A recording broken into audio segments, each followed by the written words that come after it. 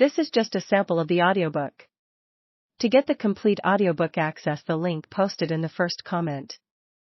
Shaped for sportive tricks, nor made to court an amorous looking-glass, I that am rudely stamped, and want love's majesty to strut before a wanton ambling nymph, I that am curtailed of this fair proportion, cheated of feature by dissembling nature, deformed, unfinished, sent before my time into this breathing world, scarce half made up, and that so lamely and unfashionable that dogs bark at me as I halt by them. Why, I, in this weak piping time of peace, have no delight to pass away the time, unless to spy my shadow in the sun, and descant on mine own deformity. And therefore, since I cannot prove a lover to entertain these fair well-spoken days, I am determined to prove a villain, and hate the idle pleasures of these days. Plots have I laid, inductions dangerous, by drunken prophecies, libels, and dreams, to set my brother Clarence and the king in deadly hate, the one against the other. And if King Edward be as true and just as I am subtle, false, and treacherous, this day should Clarence closely be mewed up about a prophecy, which says that G of Edward's heirs the murderer shall be. Dive thoughts down to my soul. Here Clarence comes.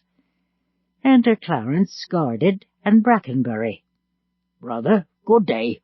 What means this armed guard that waits upon your grace?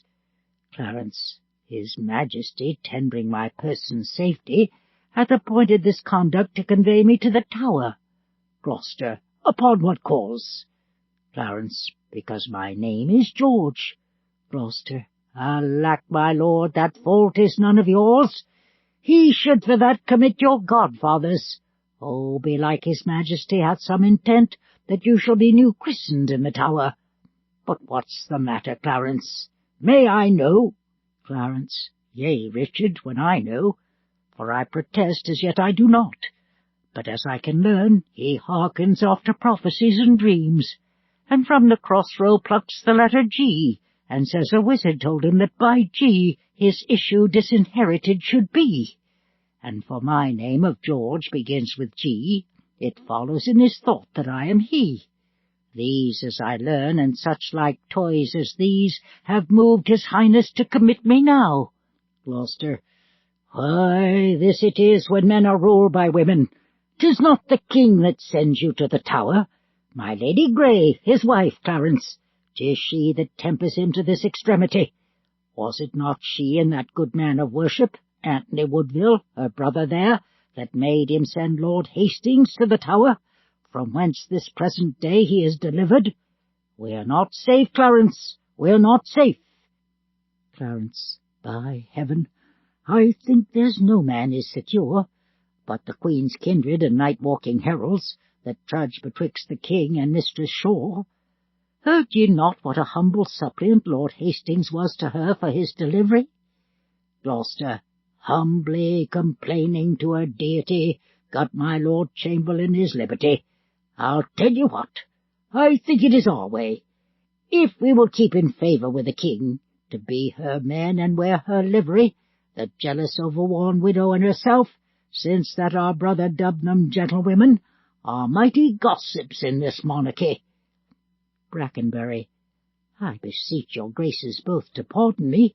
His majesty hath straitly given in charge that no man shall have private conference of that degree soever with his brother. Gloucester, even so. And please your worship, Brackenbury, you may partake of anything we say.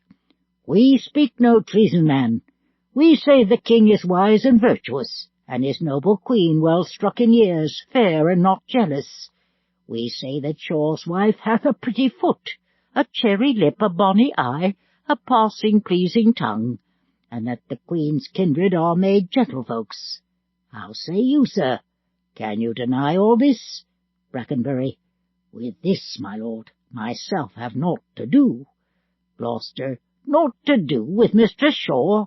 I tell thee, fellow, he that doth naught with her, excepting one, 'Twere best he do it secretly alone. Brackenbury. What one, my lord?